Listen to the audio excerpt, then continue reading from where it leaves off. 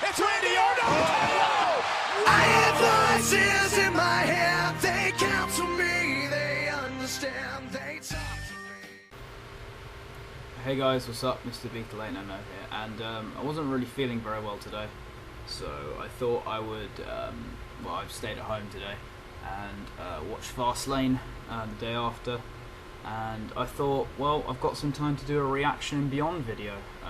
I honestly didn't think I'd be able to do one for Fastlane, but I have, so let's get started with the reaction and beyond. I think Fastlane was actually a good show. I know a lot of people kind of shout on it and didn't like a lot of, you know, what happened. I will admit it's not a perfect show at all. There's some problems with it, I will say.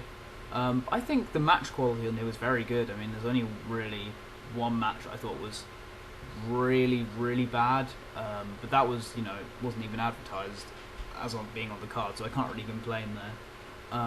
But yeah, let's just talk about, I mean, I've talked about, you know, in my review, basically my thoughts on all the matches and stuff, but I kind of want to talk about beyond, so basically what's going to happen at WrestleMania now we know a bit more.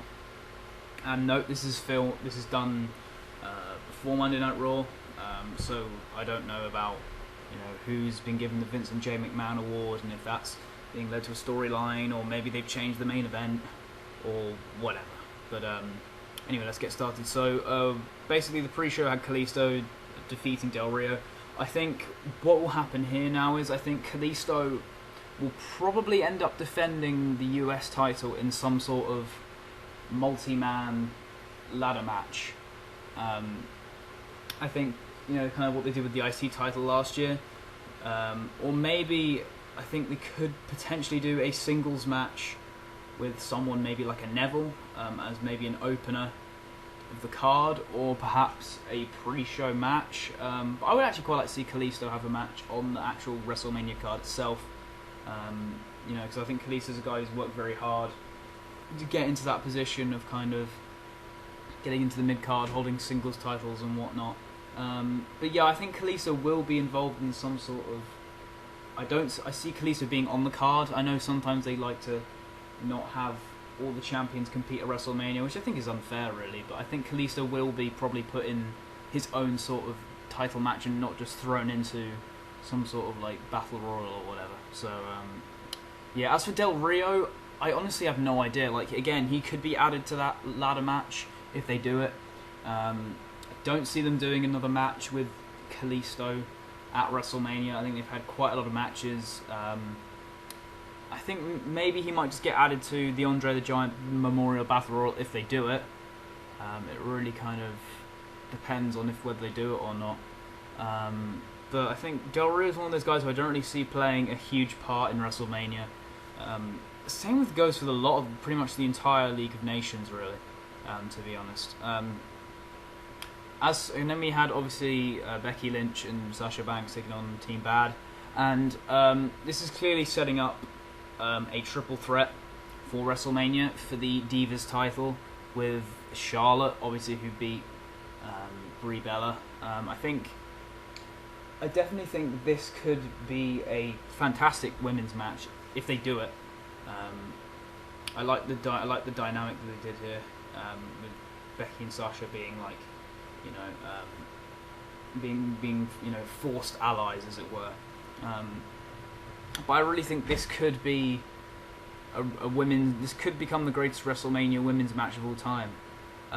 Which again isn't really saying that much, to be honest, because there hasn't really been that many great women's WrestleMania matches. The only one that really comes to mind is Trish and Mickey. But yeah, I think definitely they're angling this in a triple threat. I would really love to see that, because I think it's a shame that we haven't had, you know, when it comes to women's matches at WrestleMania, it's always tags or multi-man matches. I know technically triple threat is a multi-man match, but you know, they have battle royals or the invitational like they had at WrestleMania 30 and that sort of thing. I really just think that a triple threat or even a one-on-one match would definitely be a breath of fresh air at WrestleMania in terms of the women's or Divas title picture. Now we look in the IC title picture here, because obviously Kevin Owens beat Dolph Ziggler here.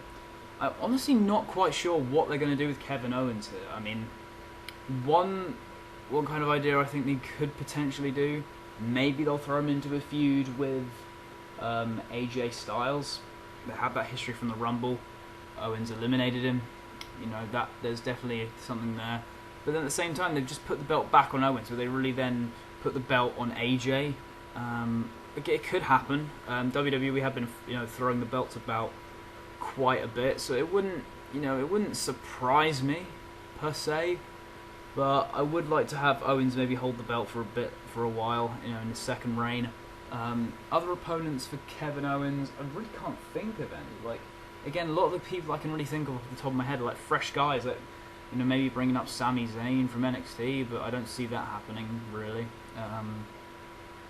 Again, there's no one really who I feel could really challenge Kevin Owens. Again, maybe someone like a Neville again, but I thought he might be going to the US title ladder match if they do one.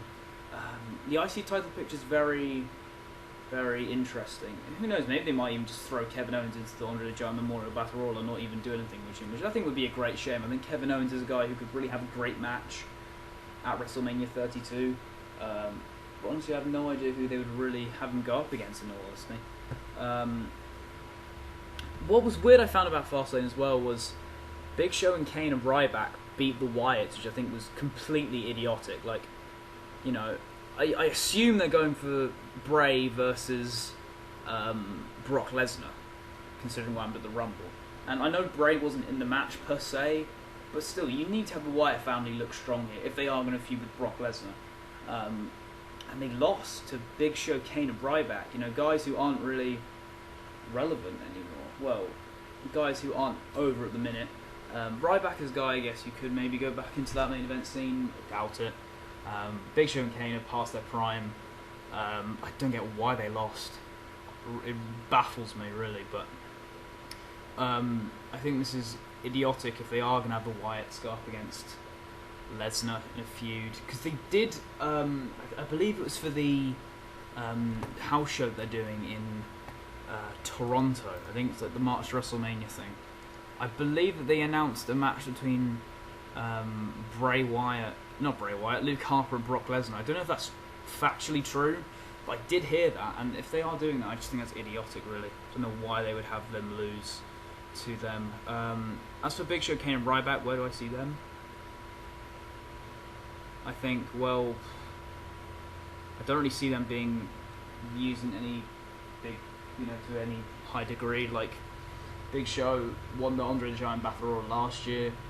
Remember, Kane was in that as well. Ryback was in that as well. Both guys weren't really in the card. Sorry, I thought I just heard a really weird noise there. Sorry.